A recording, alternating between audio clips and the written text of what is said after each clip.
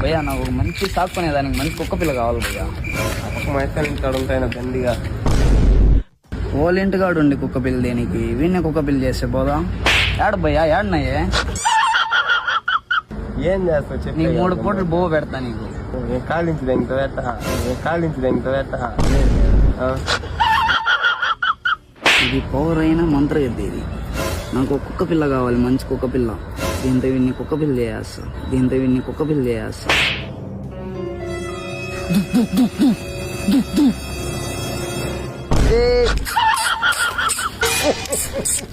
ఏ భయ్యా ఏంది నాకు కుక్క పిల్ల చేసిపోయింది లాస్ట్ కే.